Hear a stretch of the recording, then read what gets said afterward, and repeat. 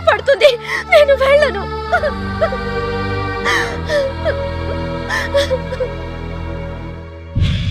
మీరిద్దరు తనకి ఓవర్గా సపోర్ట్ చేస్తున్నారు.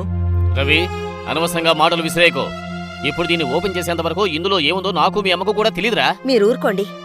మనల్ని ఇంకా అర్థం చేసుకోలేనివాడు తనని ఎలా అర్థం చేసుకోగలడు? అమ్మా, ఇప్పుడు కూడా తను చేసింది కరెక్టే అని చెప్తున్నావు. దయచేసి నన్ను వదిలేయ్. Good evening sir. Praise the lord Jesus. ఏంటయ్యా ఒట్టి చేతులతో వచ్చావు? ఏం లేదు సార్, మిమ్మల్ని చూసి వెళ్దామని వచ్చాను. గుడ్ గుడ్, కూర్చో. Thank you sir.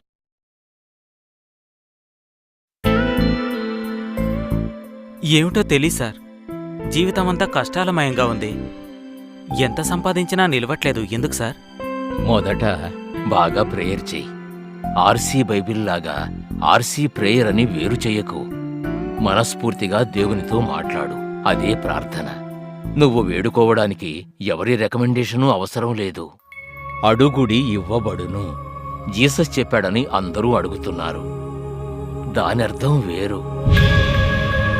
అడుగుడి అనేది ఎవరిని అనేది ఆలోచించాలి. రెండవది ఏం అడగాలి, తర్వాత ఎలా అడగాలి. అదేంటంటే అది చెప్పిన వారిని అడగాలి. ఫిలిపియర్ 4:6-7.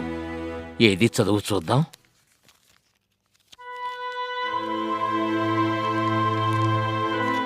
దేని గురించి చింతపడకూడదు గాని ప్రతి విషయంలోనూ ప్రార్థన విజ్ఞాపనల చేత కృతజ్ఞతాపూర్వకంగా మీ విన్నపములు దేవుడికి తెలియజేయుడి. అప్పుడు సమస్త జ్ఞానమును మించిన దేవుని సమాధానము యేసుక్రీస్తు వలన మీ హృదయములకును తలంపులకును కావలియుండును. ప్రార్థన ఇలా చేయాలి. దేనికి దిగులు పడకుండా అన్నిటినీ కూడా ఆయన చేసిన మంచి గురించి స్తోత్రం చేసి వేడుకోండి. అప్పుడు ఆలోచనలకందని దేవుని సమాధానం ఏ విధంగా కాపాడుతుంది? యేసుక్రీస్తు రూపంలో కాపాడుతుంది. అంతేకాదయ్యా, ఆయనకిష్టం లేని పనిని చెయ్యడానికో చేస్తూ అడిగితే ఖచ్చితంగా లభించదు. పిక్ పాకెట్ కొట్టేవాడు పూర్తి విశ్వాసంతో ఈరోజు మంచి పర్సు దొరకాలని వేడుకుంటాడు. ఇచ్చేస్తారా? సందేహం తీరిందా? సార్, ఒక చిన్న ప్రశ్న.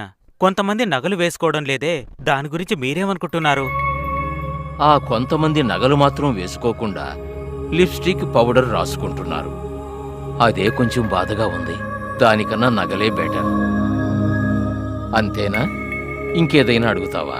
మీరెందుకు మా చర్చికి రాకూడదు సార్? నువ్వేం అడుగుతున్నావో నాకు అర్థమైంది. నువ్వెక్కడ పని